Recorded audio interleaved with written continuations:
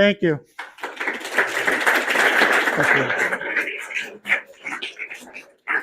Thank you for the invitation to come, Sean. I really appreciate that. Come back with me more than 100 years. It's a different world in the 17 and 1800s compared to what we've got today. Heather, go ahead, please. It's an era of enslavement, an era that we don't have today, obviously. To go all the way back, enslavement starts in the mid-Atlantic region in Pennsylvania and Maryland. In Maryland, I want to talk to you about, well, for a few minutes about the legality of what both states believed and how their laws changed, because that drives the birth of the Underground Railroad in this region. So if you go back all the way to 1642, the first people who were enslaved arrive on a ship. They're not a slave ship, it is a normal cargo ship. It's filled with molasses, tobacco, whatever else, but it has 13 human beings held in bondage. They land in southern Maryland. Over the next 42 years, more and more ships start arriving at St. Mary's City, at Annapolis, Baltimore, places like that. And there's a lot of people enslaved in Maryland by 1664. One of the issues in Maryland at that point in time, though, is what do you do if you don't want your slave anymore, or if they run away, and what's the legality? I mean, the British Crown's not really terribly interested in enforcing laws in Maryland, so Maryland ruled their own laws. And the state assembly ruled that all slaves, if you are enslaved in Maryland, you are enslaved for life. Unless your person that has enslaved you decides to free you. Otherwise, not a problem. Now, here's the kicker. Children of enslaved mothers are also enslaved for life. They don't say fathers. I guess the father's got to pass it. But the enslaved mothers, if you're a kid, you're also enslaved for life. By 1753, the state legislature takes it one step farther in Maryland, and they say, basically, you can't let your slaves go. You can't manumit them or emancipate them without a written permission from the state legislature. And so Maryland is getting really strict about the whole idea of enslavement. They're protecting it. They're enforcing the idea that you are enslaved for life. Heather. Let's look here at Pennsylvania. Now, we had slavery in Pennsylvania 3 years before Maryland. Did you guys know that? We were before Maryland. 1639, the first African Americans arrived. They're Dutch and Swede settlers. They settled the Delaware River Valley outside of Philadelphia. In fact, some of them form a little town called Germantown in that general area. So you've got these enslaved people, but it takes a little bit longer for slavery to grow in Pennsylvania. But in 1684, everything explodes here in what the British, of course, around North America, in the colony of Pennsylvania. The first dedicated slave ship to arrive comes into Philadelphia. It's got 150 people on board. The area around Walnut Street and 2nd Avenue had a major tavern there during that period of time. That tavern was one of the epicenters of the slave trade. They would have auctions there where you could buy and sell people. You could go get a beer at the tavern or whatever, buy and bid on people. It was a different world. But a lot of these folks coming in are needed, at least so the business people believe, for the growing economy of the colony of Pennsylvania. They're longshoremen, street vendors, iron workers, farmhands, domestic help, etc. Cab drivers, farriers, you name it. And did you know that originally, at that point in time, the Quaker community kind of shrugged? I mean, we don't like slavery by any stretch of imagination, but it's not technically against the laws or modes of the denomination. William Penn actually uses some enslaved labor to help build his house. Go ahead, Heather. Thank you. All right, so everything starts changing with this document.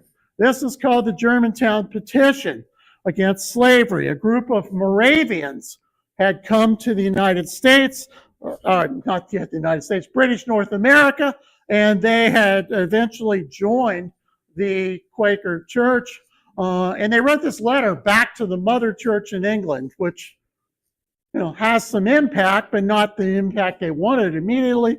And so the Religious Society of Friends do not take a lot of significant action up front, but it starts the ball rolling towards the fact that by 1754, it takes almost 75 years, the Philadelphia yearly meeting of the Religious Society of Friends, they allow the publication of a very anti-slavery brochure by John Woolman, and that starts the ball rolling. And so the Religious Society of Friends, or Quakers as we know them, decide, we really don't want slavery as part of the law anymore, or the mode for their church.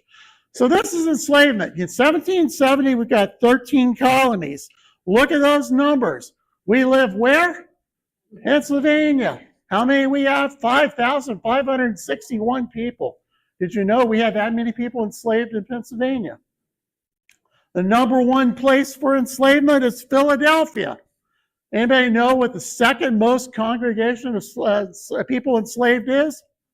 York County, where I live. York County, which contained Adams County. In defense of York County, it was Adams and York together.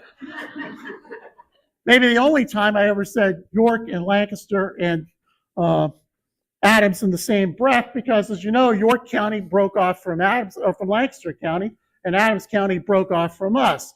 Well, look at these number of people. Now, one of the significant things you got to realize is look at the border. Maryland, 63,000 people. But right underneath Maryland, look at Virginia. 187,000 people enslaved in Virginia before the American Revolution. These are the British colonies, folks. Great Britain has allowed this to happen at this point, even though there are not a lot of slaves in Britain.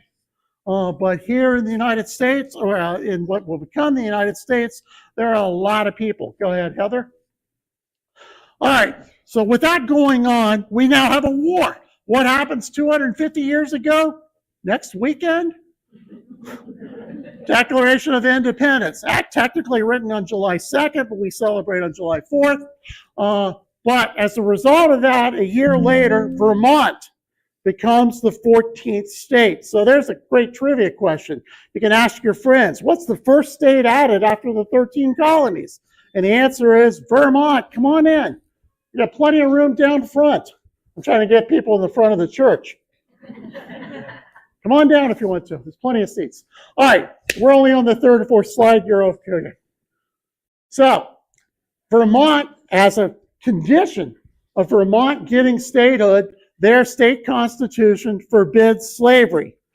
Can't have enslavement at all. Come on in. So, with that going on, here in Pennsylvania, John Dickinson, recognize that name? Dickinson College. John Dickinson and Ben Franklin freed their slaves. Did you know Ben Franklin had slaves? People enslaved? Yeah, he did. In fact, some of the early editions of Poor Richard's Almanac are produced with enslaved labor. But Poor Richard's Almanac, of course, by that point in time, Franklin now frees his people. Now, a number of Quakers, particularly some of the more vocal Quakers, found something called the Pennsylvania Abolition Society. Franklin and Dr. Benjamin Rush, another early name from the founding fathers of what's now the state of Pennsylvania, or the Commonwealth of Pennsylvania, they are among the people who are leaders in this abolition society. Now, you got a problem here in Pennsylvania. And here's your problem. On one hand, you got folks who want immediate abolishing of slavery. Slavery is an evil sin. It's got to be gone. On the other hand, you got folks who say, look, 5,561 Pennsylvanians are enslaved. That's an economic investment for the people who had purchased them in Philadelphia or wherever. So you've got the slave owners on one side, the enslavers, and on this side you've got the people who say, abolition now, abolition now, abolition now. So what does Pennsylvania do? They form a committee to study the problem. Why not? So once they get the committee done, go ahead, they will then form and compromise. Just like good Pennsylvanians, they come to the middle and they say, we're going to do something that nobody likes on either side. So they decide, by then, as mentioned, almost 6,000 people now. And so on March 1st, 1780, they pass a very strange law. Raise your hand if you're born in Pennsylvania after that date. Anybody? By law, you are free. I was born in Ohio. I don't know what that makes us. But for you Pennsylvanians, children born after March 1st, 1780 are no longer to be enslaved. They are now indentured servants until they are 28 years old. This act also says no more people can be brought to Pennsylvania. They're going to shut down the imports of the slave ships coming into Philadelphia. No more slave ships. When I moved here from Ohio in 2001, I was mystified. My first paycheck as a Pennsylvanian was down by $57. I'm like, what's going on? And I find out, I guess maybe you guys like to tax Ohioans or whatever, but I found out that the $57 was a right-to-work tax in Pennsylvania. And taken out of my first paycheck, and I'm like, what in the world? And then I go to McDonald's and pay my dollar for the dollar menu and discover it's $1.06. And I'm like, wait a minute, what's going on here with taxes? But you find out that the colony / commonwealth / state has always had this culture. So if you want to keep your person enslaved, you needed a license, like a fishing license or a driving license. You needed a license to own a human being. And then on top of that, because Pennsylvania liked to double dip, you had to have a tax every year on the property value of the person that's enslaved. If you pay the tax and have the license and you spend the money, Pennsylvania will allow you to keep somebody in enslavement. But they decided, there's a problem.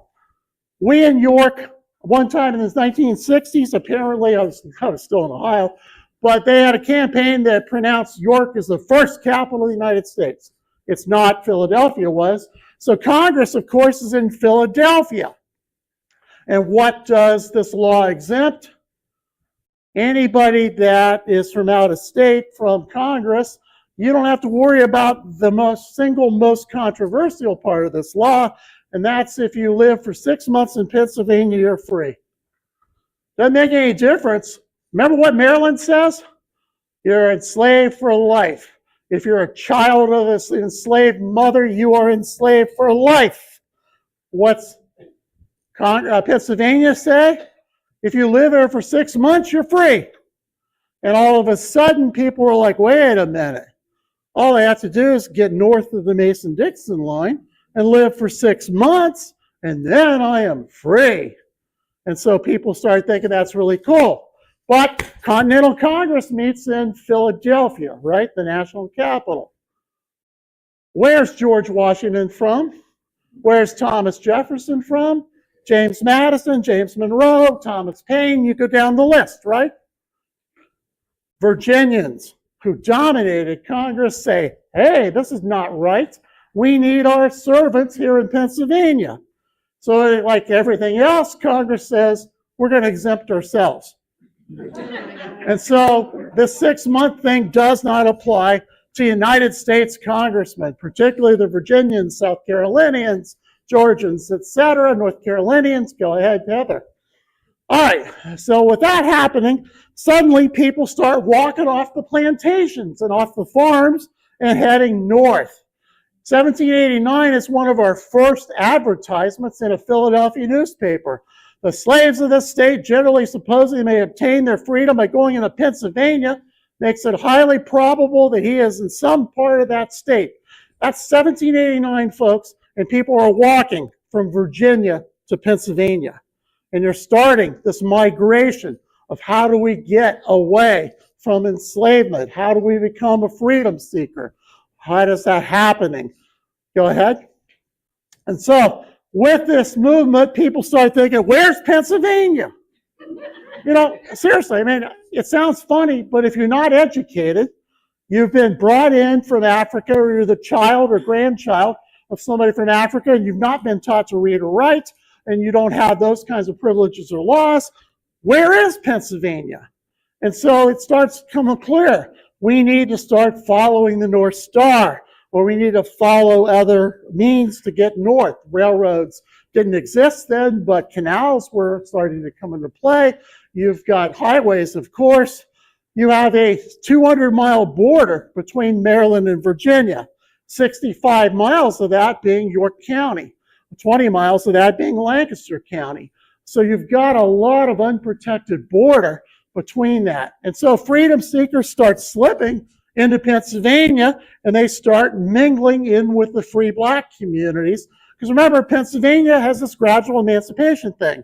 We've went down from 6,000 people enslaved down to a few hundred.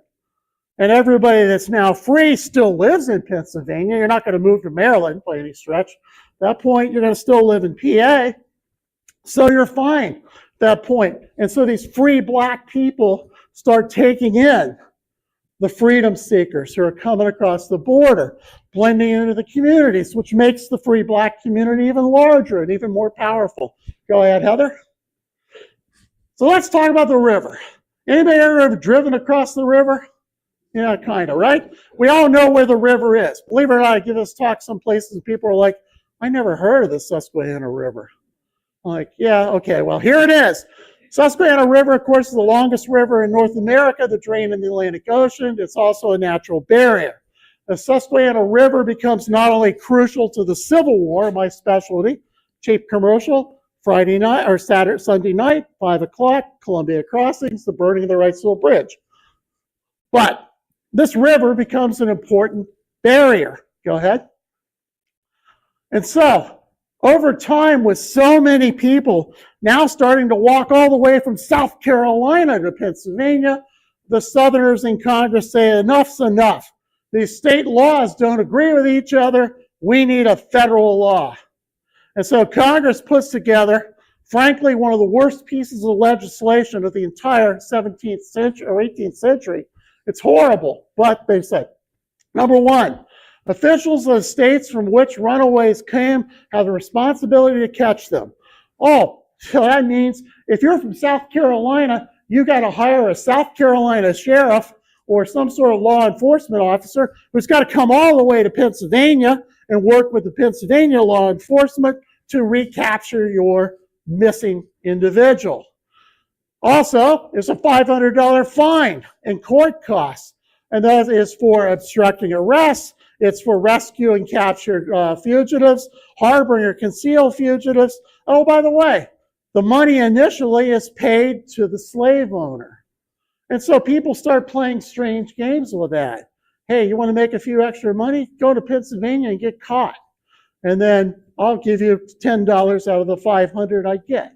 So you start getting people playing strange games with this because the law is kind of ambiguous. But, the federal law reinforces Maryland and Virginia, etc.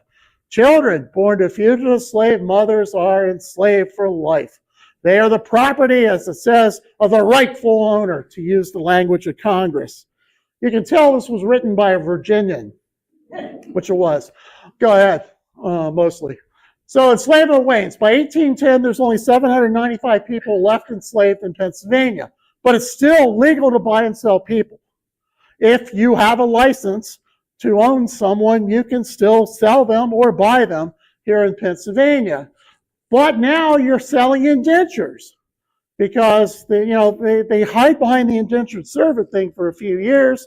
So look at this ad. A Negro wench who has 5 years to serve. Okay, so remember, 1808, 28 years. So it's been, in their case, she's got, 5 years left to serve on that indenture. She can be sold in downtown York. Now, something else that starts happening. I gave an Underground Railroad tour down in Shrewsbury, bus tour yesterday for about 50 people. And one of the things we talked about in Shrewsbury is how in southern York County, and I'm sure it happened in Lancaster County, but I haven't looked into that, people are starting to rent slaves. If slavery is illegal in Pennsylvania, you don't want to buy anybody because you don't want to have a license, and the licenses aren't transferable, you need to then rent help for the summer. And so people started renting enslaved people from Maryland and bring them up there.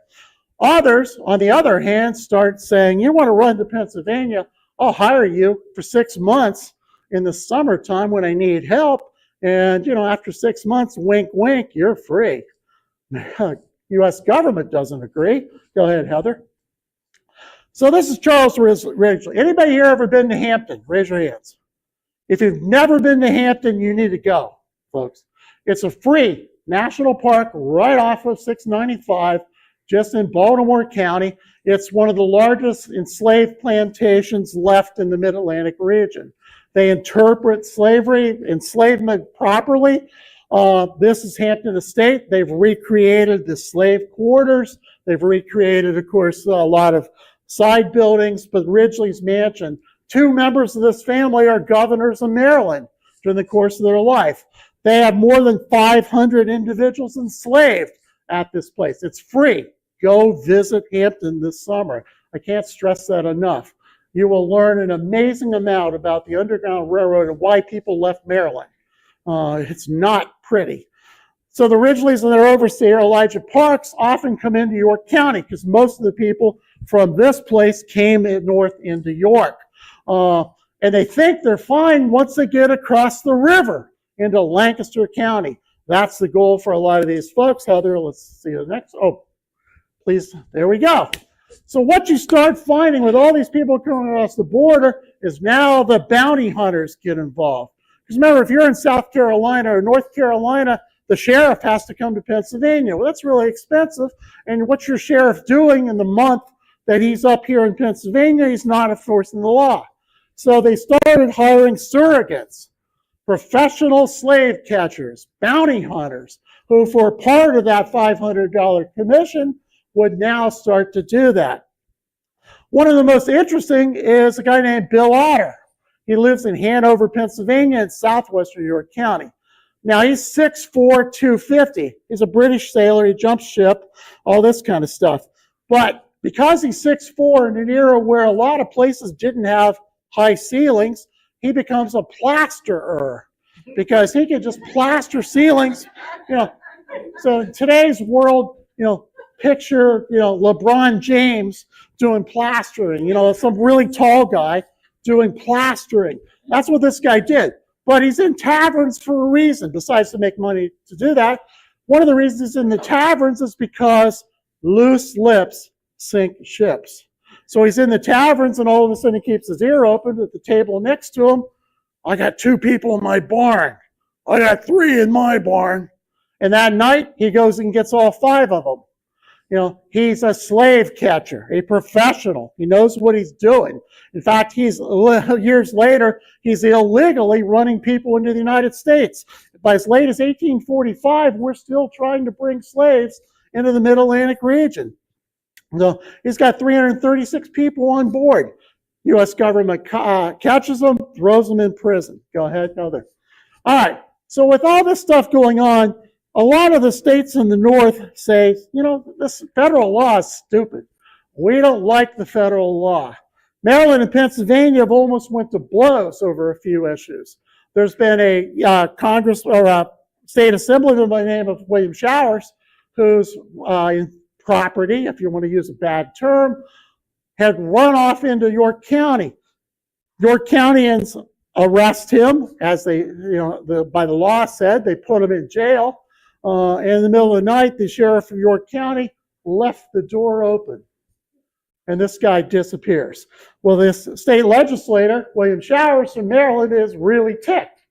He can't do that, and he threatens to sue. He comes back up to Pennsylvania. He's been trying to get his person, but they're gone. But he is tried and convicted on a kidnapping charge in Pennsylvania. And Marylanders are like, you can't do that to our state legislatures. And the governor of Maryland thumbed his nose and said, we are Penn State, right? We're Pennsylvanians. We can do what we want. You know how hard it is for somebody from Columbus, Ohio to say that? couple bucks. No.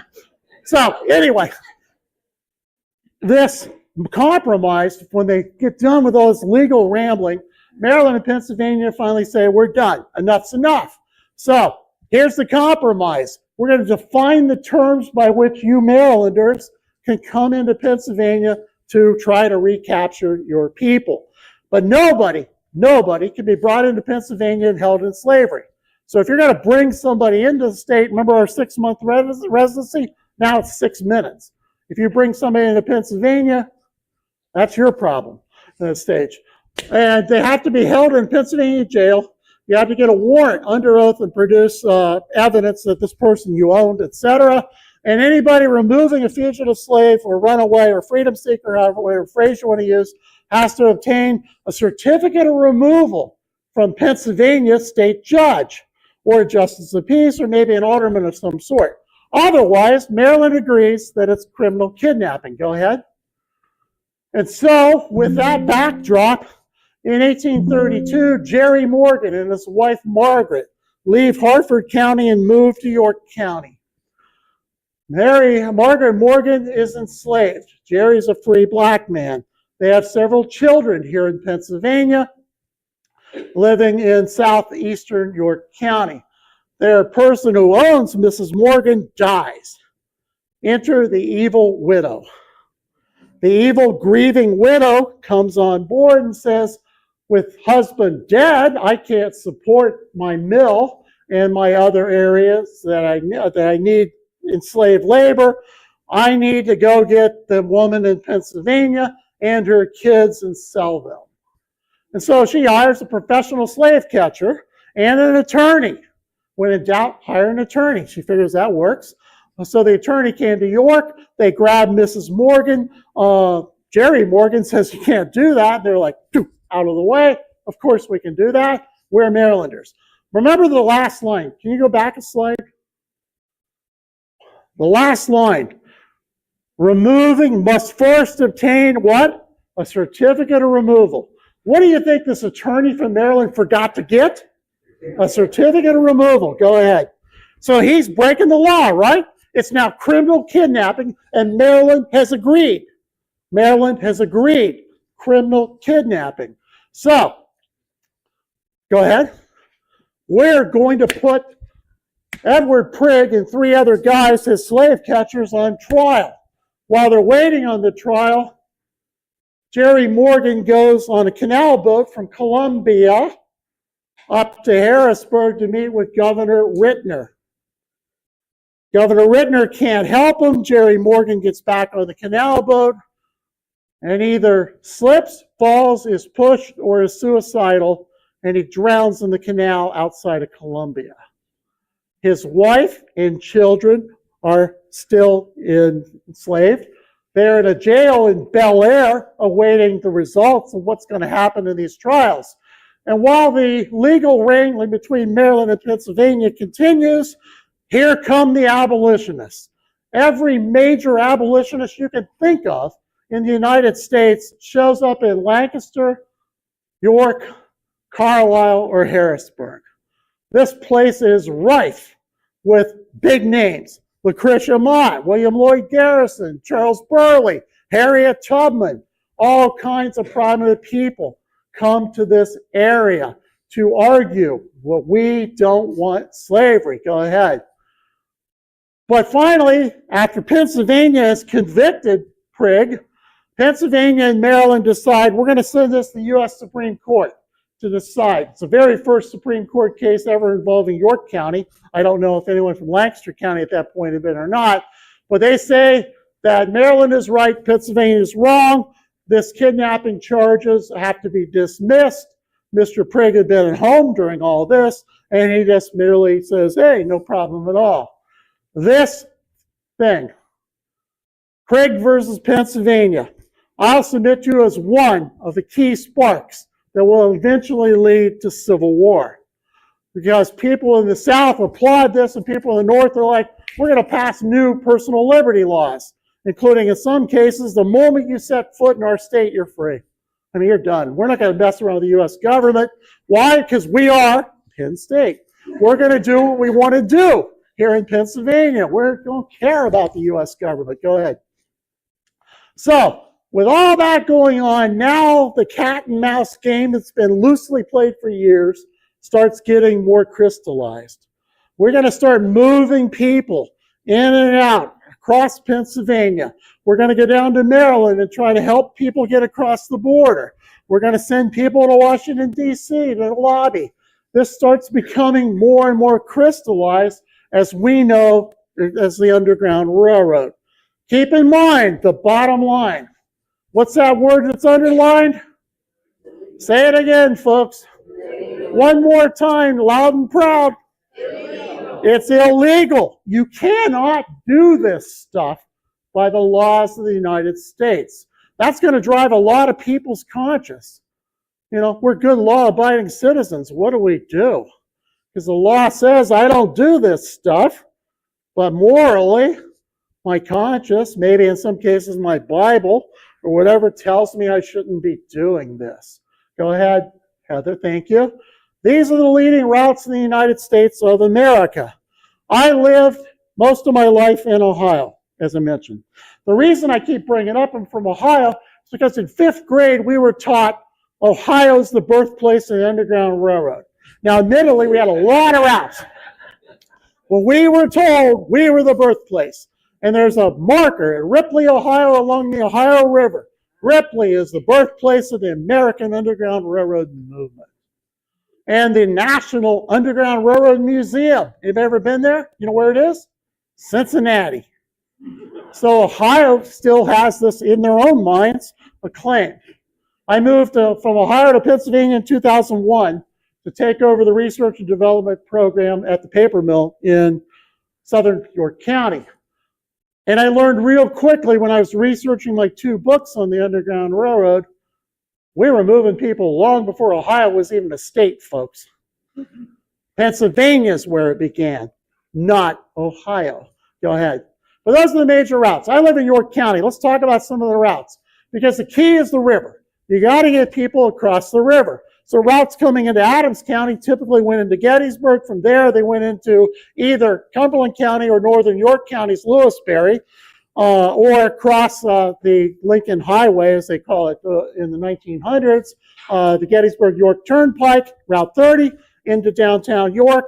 This is Route 116 coming up from Hanover into York. The major route is the Susquehanna Trail, which again was in Shrewsbury yesterday, leading Underground Railroad tours of that route down through Seven Valleys, etc. The next major route was Baltimore Pike/Barron's Road. That came into the wonderful little towns of Yo and Spry and Red Lion, places like that, into Dallastown. And the final route into York County, leading into Lancaster County, came up through McCall's Ferry. They slipped into Quaker Valley and they were moved to Christiana from there, among other places. But a lot of these routes involve getting people, as mentioned, across the river. So Lancaster County becomes critical to the overall movement of people in south central Pennsylvania. Go ahead. But that river is really important. Now, one of the stops we made yesterday that we talked about was Apple Hill Medical Center along the Susquehanna Trail, South George Street in York. Jonathan Jessup owned a large estate. He was a Quaker nurseryman. He works with Yardley Taylor, who is a nurseryman in Leesburg, Virginia. Often they would send people in shipments of trees or apples, and it's not unknown in the Leesburg area that they would actually take barrels of apple, put a person in the barrel, put a wooden fake lid, put about 3 or 4 apple layers on top of that, mix that barrel in with 25 or 30 other barrels, and they just drive them right into Pennsylvania through Maryland. And so they would come to Jonathan Jessup's farm here in southern York County. He would then move them on to other Quakers in the region. Go ahead. Thank you very much, Heather. This is Samuel Willis's house. It's one of the oldest houses in town. This guy's father built the Colonial Courthouse on the square in York where the Articles of Confederation were signed. His dad was the builder who actually physically built the Colonial Courthouse. Samuel Willis never marries, so he takes his teenage nephew, and he and his nephew start hiding people in corn shacks, then eventually into their barn, and they would smuggle people north in York County to Lewisberry. Go ahead. So once they're in York County, there's two things you can go: east to Philadelphia or north to Harrisburg in New York. Let's talk about the east to Philadelphia routes. Go ahead. All right, so this is William C. Goodrich. He is a barber in downtown York, makes a fortune as a barber, and then spends a lot of money developing a very successful business as a one of the early 5 and 10. Long before Boscov's, he was, selling all kinds of merchant goods out of his store in downtown York. His house, by the way, is York County's Underground Railroad Museum. Yes, you guys have Thaddeus Stevens, we know. But the best we can do is William C. Goodrich. So this is his Underground Railroad house. He had a secret hiding place underneath his kitchen where he would keep people. He would also keep people in the 3rd or 4th floor closets in his 5-story high department store. But he was doing really well. He would bring people all the time to the river where a man from Columbia, Cato Jordan, would help bring people across the river. Heather, please. Thank you. Recognize this place? Right across the river is the Mifflin House. You've probably heard a lot about this place over the years. It was threatened to be demolished. It was purchased and acquired through a lot of really great work by Lancaster County's Randy Harris and a number of other people involved in this.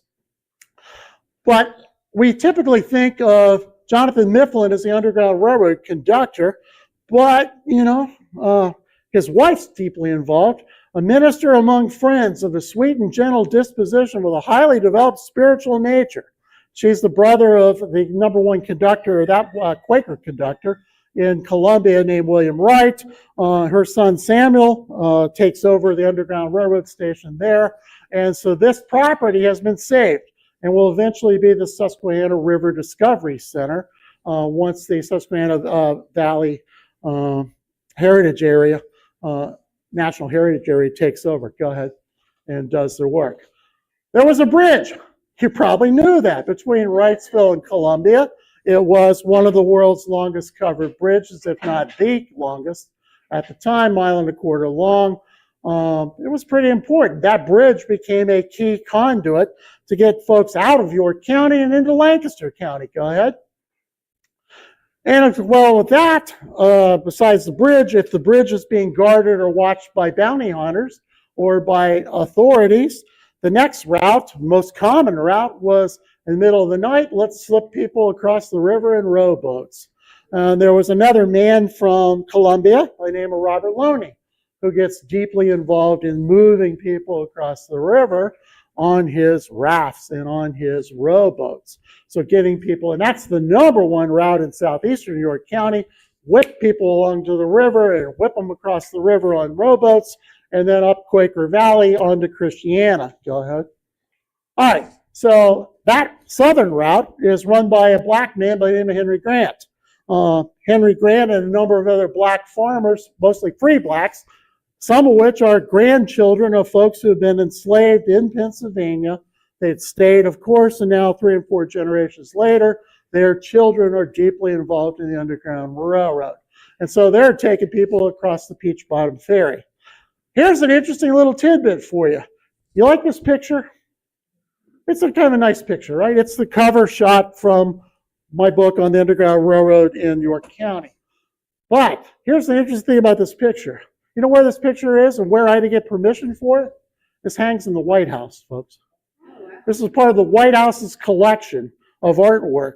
And I had to, it was free, but I had to go through about 35 pages of government red tape to get permission to use this picture in my slides and in my things. But it shows on the left York County and on the right Lancaster County.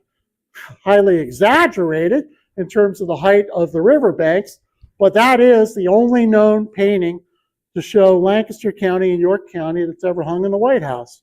Go ahead. All right, so Columbia, of course, now on this side of the river.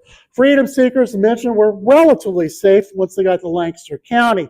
In downtown Columbia, you had the Quaker, William Wright, whose, again, sister is Susanna Wright Mifflin, across the river in Wrightsville. And of course, they used Robert Loney. We've already talked about this. This is a very important route because the Quakers keep moving people across the river. But it's not just the Quakers. Go ahead. It's also the free blacks, particularly in Columbia. You have two gentlemen. On the left is William Whipper. On the right is Stephen Smith, sometimes called One-Eyed Steve or Black Steve. But look at that picture that my friend Randy Harris commissioned a while ago, showing one of these lumber cars, probably one of York County's Reliance Line lumber cars from William C. Goodrich, the black merchant that I mentioned. They're sending people into Lancaster via railroad cars, and then they're being shipped on the Philadelphia and Columbia Railroad out of Columbia through eastern Lancaster County into Chester County and on to Philadelphia. And people like Thomas Essick. Thomas Essick is a Quaker who works with the black guys. So this is an interracial, interage, interdenominational group. Thomas Bessick, he would buy tickets sometimes. If they couldn't smuggle people in there, sometimes they were so bold that they just simply put people on a train with a legitimate ticket and said, don't open your mouth and reveal you're from Virginia. You know, keep your mouth shut. Go to on the train. And so they just buy tickets and on to Philadelphia they would go. Go ahead. In Lancaster, of course, we all know this guy, Thaddeus Stevens, of course. And there's the Thaddeus Stevens and Lydia Hamilton Smith house, great museum. Feel free to visit that at some point if you haven't. You certainly should. But it's a phenomenal site. Thaddeus Stevens, of course, has a counterpart in York County. He's a U.S. Congressman. Charles Barnitz is the U.S. Congressman in York County, and they work together to help move people across the river. Go ahead. And from there, of course, they're being taken all over. This is an old map that shows once you get into Lancaster, look what's happened to you. Boom! They start moving people all over southeastern Pennsylvania. You know, there's no longer, one or two routes into Lancaster. They're going everywhere. You've got routes coming up from the river. You got routes coming up from Maryland. Routes coming, out. Basically just exploding throughout the region as folks go. And Daniel Ness and Tim Neeson, Randy Harris, a lot of different people have been investigating the Underground Railroad in York County, Lancaster County, with different results as to who's involved and who's not involved. This map, of course, was produced almost 100 years ago, showing some of the original routes. Go ahead. So once they get to Bird in Hand, there's a Quaker by the name of Daniel Gibbons. He's involved with his wife at their property about a mile north of Bird in Hand. Now, Thaddeus Stevens, one of the guys that comes to Gibbons' house, is this guy on the left. He's Oliver Gilbert. No, he didn't look like that. He was only 16 when he came, but he goes to downtown Lancaster through York County on the Underground Railroad. He's given a note by Thaddeus Stevens, who introduces him to Daniel Gibbons. And so they come here to eastern Lancaster County, and they do their thing about keeping this guy safe. They change his name, they change his identity, give him some more money, or whatever. Now, Daniel Gibbons later in life claims to have moved 1,000 people through his property. He might have, because we guys in York County that have the same, William C. Goodrich said he did 1,000 as well, and they probably worked together. But he actually had a little black book in which he recorded the names of every single individual that came to Bird in Hand, Pennsylvania. But because this is what? Illegal, he burned the book. I would love to see that book today. We don't have it. Go ahead. Thanks, Heather. So again, Gibbons is moving these people, as mentioned, out to Bart Township, all over the place, including a little village called Christiana, which kind of becomes a new nucleus center for a lot of freedom seekers that are coming in, mingling with other free blacks, mingling with the Quaker community in southeastern Lancaster County, south of Gap. Go ahead. So that was the route that led into Lancaster County. But, and those people typically went to Philadelphia, and from Philadelphia off into New York City, and eventually to Canada. What about the rest of the Susquehanna River route? Let's talk about going north. Go ahead. So, Lancaster and Chester County, folks, if you couldn't get people to Philadelphia, the next thing to do was try to get them to New York City. And so you try to move people through Reading. So Berks County became one of the key routes in and out of the region to try to get people to bypass Philadelphia. Go ahead, Heather.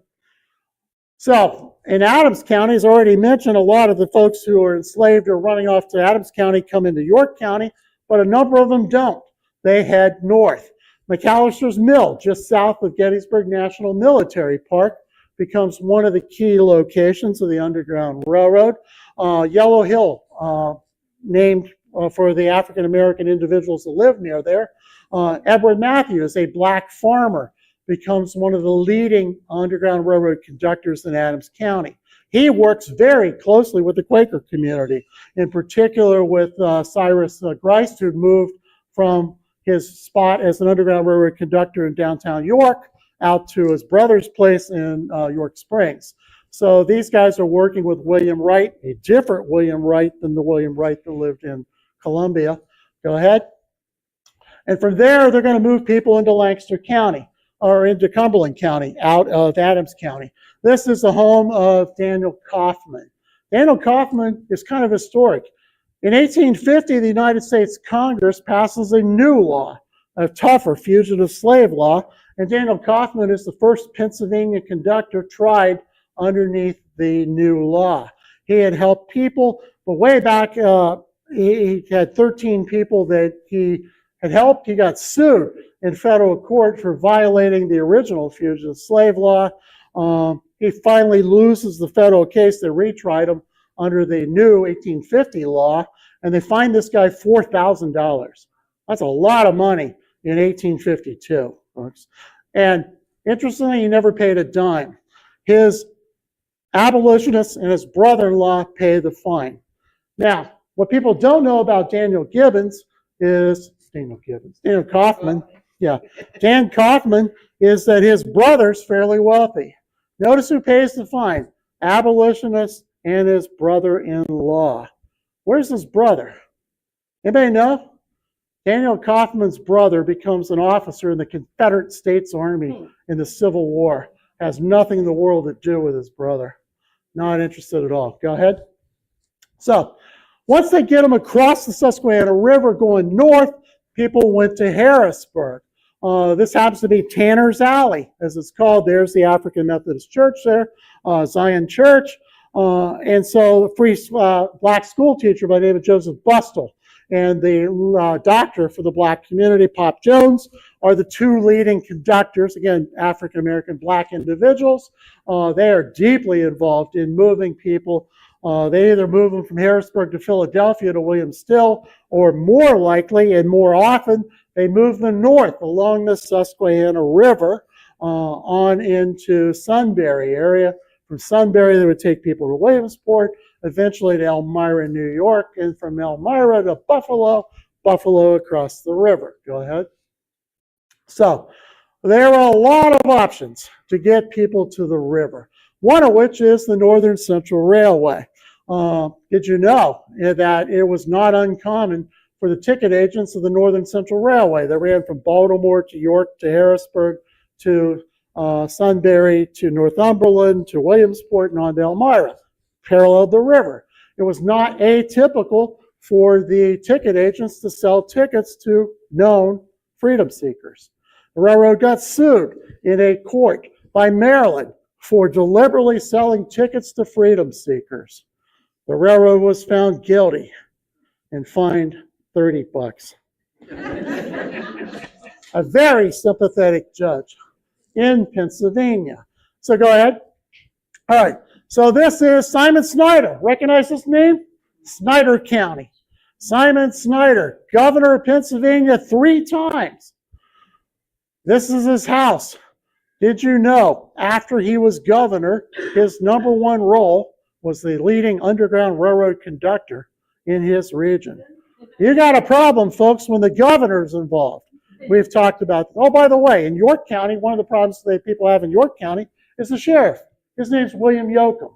He is actually written up in a Baltimore newspaper as the least geographically knowledgeable sheriff in the North. Why? Because people, remember, you got to come find the sheriff in the local thing, right? So people would come to him and say, my slave is in Shrewsbury, and he would take them to Lewisberry. They're in Wrightsville. He would take them west on Route 30 to Thomasville. You know, either this guy can't hear, or he's in cahoots with the Underground Railroad, which he was. So that's a problem. You got sheriffs, you got congressmen on both sides of the river. You got a 3-term governor of Pennsylvania. You got the president of the largest bank in York County. You got the sheriff of Berks County. You got a whole bunch of people deeply involved in this. Go ahead. This is Elida and Sarah Johns in Northumberland County. We think of that as a very rural area. It was and still is. This guy, look at this guy, teacher, justice of the peace, surveyor, banker, temperance worker. He's also an anti-slavery advocate. And he becomes the #1 Underground Railroad conductor along the Susquehanna River in the rough and hilly country of Northumberland. So again, moving people up and down the river, mostly up. Go ahead. This is George Bliss. He's a professor at Bucknell University. We got some really powerful people, folks, who are involved in this Underground Railroad movement. His house is in Lewisburg, and he hides people in his carriage house and his barn. Again, moving them up and down the river corridor, today Route 15, or the river itself, or the railroad, Northern Central Railway. Go ahead. Thomas Curtis, an English immigrant. Oh, look at him. He's from England. He's educated at the University of South Carolina, and then he goes to Boston, and they pollute the guy. When he goes to Boston, they make, hey, you know, you're going to be an Underground Railroad guy. And of course he does. And so he uses Bucknell University to hide people on the campus even. I mean, we never think of Bucknell as an Underground Railroad site. Yeah, it was at that point in time. Go ahead. Finally, as mentioned, in 1850, Congress had enough. The Southerners say, done, done, done. By then, it's estimated maybe 100,000 people have left. I mean, we don't truly know the number. We'll never know the true number.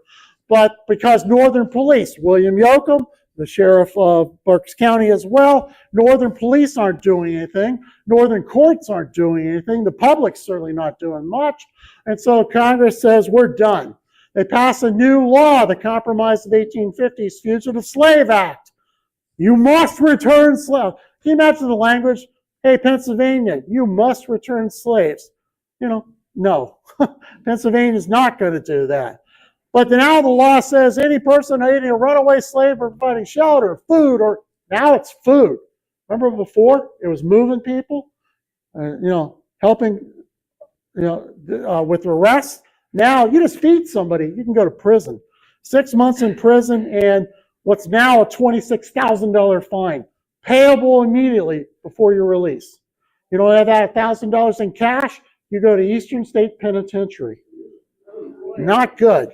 So Pennsylvania is now this moral choice. Do I help people? It's illegal. Do I help the bounty hunters and make some money? That's perfectly legal, but probably immoral. Or do I just, I'm not going to get involved. What do you think most people did? We're not going to get involved. Go ahead. All right. And then we're here in Lancaster County. You guys really know about this far more than me. September 11th, 1851, you've got a freedom seeker who's come up the Susquehanna Trail through York County to York. He had been helped, William Parker is his name. He'd been helped by William Goodrich and Hamilton Gray in downtown York. They have brought him or had people escort him here into Lancaster County. Like so many freedom seekers, he settles in the Christiana area. By then, the other kicker in the Fugitive Slave Law of 1850 is the local sheriffs aren't involved anymore. Now, for the first time, it's the United States Marshals that have to enforce the law. So, the Maryland slave owner follows the law religiously. He goes to Philadelphia. He gets the Associate U.S. Marshal. He's deputized because they say, well, we got enough other stuff to do. We can't spare the manpower. We'll make you an actual Associate U.S. Marshal. I'm like, all right, that's kind of cool. So he brings his team of slave catchers from Gap down into Christiana.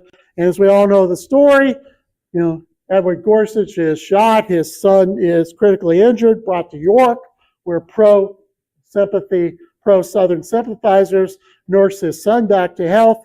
Marines are called in. There's all kinds of problems here in Lancaster County, and they're going to try some of these individuals, 38 of them, including 4 Quakers and 34 black people, for treason and waging war against the U.S. They try the first guy, Castor Hanaway. Thaddeus Stevens is deeply involved, Lucretia Mott's in the audience, etc., and they finally say they're done.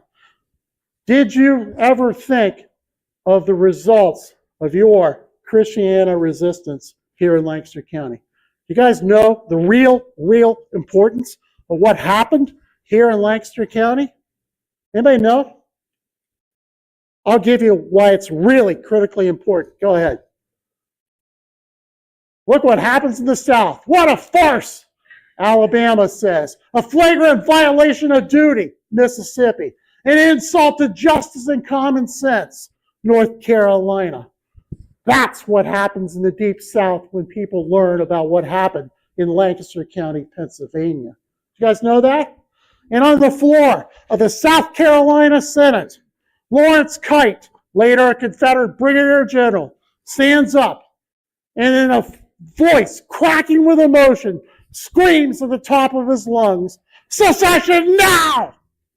Secession now! Secession now!" South Carolina, 10 years later, where's the first shots of the American Civil War? Charleston Harbor, South Carolina. I'll submit to you the first shots of the Civil War are at Christiana, Pennsylvania. That's where the Civil War begins, folks. Right here in Lancaster County. Go ahead. And ultimately, of course, the Civil War finally settles the question.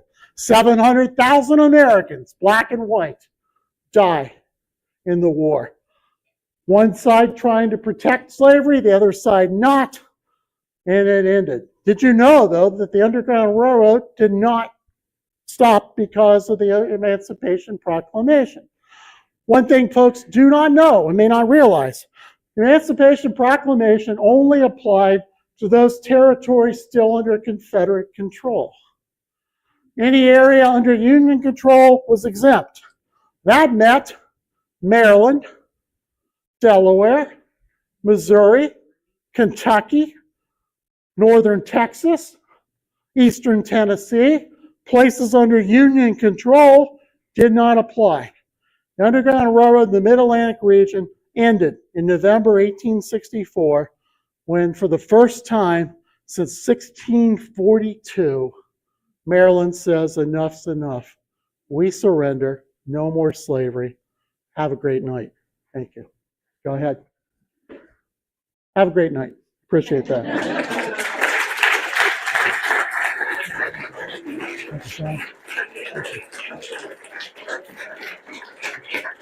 So, as you contemplate the 250th of the United States, as you think about Riverfest this weekend, etc., just remember, one role of the Susquehanna, river to freedom. We don't often talk about it, but it's the river to freedom. All right, we got time for a couple questions? Yeah, questions? Yes. What do you make of the claim that the term the Underground Railroad was first said in I would give you a quick answer. In Fort Leavenworth, Kansas, the United States government has a plaque on a display in Fort Leavenworth. I've never been there, but I've seen the plaque. Well, people have sent me pictures. And I quote the United States government, the U.S. Army. The Underground Railroad began along the Susquehanna River in Lancaster County, Pennsylvania. If the government says it started here, who am I, a product of Ohio schools, to say the Buckeyes started it? We can't do it. So yeah, great question. I think Lancaster County and York County, Chester County, I mean, they all argue as who was the first, but somewhere here in southeastern Pennsylvania, yeah, this was where it all started. Absolutely. Despite the fact Ohio had more routes. So, and, Scotty, it's fascinating you have up there Albert Cromwell Gilbert. Albert Cromwell Gilbert escaped from my hometown, Howard County, Maryland. There you go. He was actually from Clarksville. He escaped in 1838, as I understand it. And yes, he went straight 1838. up, went Lancaster. I think he Yep. eventually went up to Boston. He became a musician. I believe. Yeah, yeah, Very active in the Yep. abolitionist movement. yeah, exactly. Any other questions? If not, oh yeah, in the back. I grew up in Lancaster, and there was always rumor that there were tunnels under the square that were part of. Yeah. I don't know as much about Lampeter Township, again, from New York. I can tell you one thing that probably relates. I can't find a single tunnel in York County that I can prove was involved in the Underground Railroad. Most of them were there to store foodstuffs in the winter, etc., or protection from the Indians in the older homes and stuff. Maybe they were used, maybe they weren't used. I mean, that's one for conjecture. But I've heard the same stories. In fact, there's a couple of books that do mention that very thing. So probably, but who knows? Yeah. You know about quilts used Oh. in the Underground Railroad. Oh, there's a controversial topic. The question was about quilts. I have a close friend of mine who has studied the quilt issue. The legend is that certain quilt patterns were for safe houses, that the people coming up from Maryland or Virginia knew what these patterns were. And if you put these quilts in certain locations with certain sides up, whatever, it meant that it was a safe house. My friend has one simple answer for that. Bunk. She says, no, it never happened. There is a book about it that people do talk about it. Well, my friend who studied this and is going to write her own rebuttal book says, no, it never happened from that standpoint. There's another old thing that says the lawn jockey. You put this little lawn jockey, the guy holding up the lamp, and whichever direction the lamp is pointed, that's the way you need to go. I mean, I know. I can tell you one true story, though. On Barron's Road, Baltimore Pike in southeastern York County, there was a farmer, had a barn, true story. And on his property, if the road was safe going into Shrewsbury, he put up 2 lanterns in his barn. If you're coming up from Maryland, you saw the 2 lanterns, come to that property, it's safe. If one lantern is lit, then go around the town and just keep going. If none of the lanterns are lit, it's either very, very windy or turn around, because it's not safe at all to use this Underground Railroad route. Go find some other way. So that we kind of know as a fact in southern York County. But quilts, no. I mean, I have a tough time believing the quilt story personally. And I'll tell you why. I have documentation of people walking from New Orleans to Shrewsbury, Pennsylvania. You want to tell me somebody in Shrewsbury, or somebody coming into Pennsylvania knows the quilt pattern when they're coming up from Louisiana or South Carolina or Georgia or North Carolina? I don't know. I'm a scientist by training. So, with scientists, we live on data. I've never seen data that supports the quilt theory. Just never seen it. Might be there, but I've never seen it. All right, any last minute questions? If not, cheap commercial. Oh, I'll get you. On your map, Yeah. southwest of Christiana, it said H. Bushong. Yeah, And at the Bushong Thaddeus- Farm. Okay, and the Thaddeus Stevens, Yeah. there's a diary from Henry Bushong. That's Henry, yeah. Was he? He was a conductor. Okay. Yeah, he was an Underground Railroad conductor. According to my friend Randy Harris, who did some research into that. So, yeah. All right, I want to thank everybody. Cheap commercial. Books are available, Civil War books, Underground Railroad books, if you're interested. I will really make a cheap commercial. This book on the Underground Railroad in York County, 100% of all the profits, actually the sales price of this book goes directly to preserving sites in York County. So feel free to stop by. I don't make a dime off this book. It's all for preservation. Thank you again, Sean. Thank you.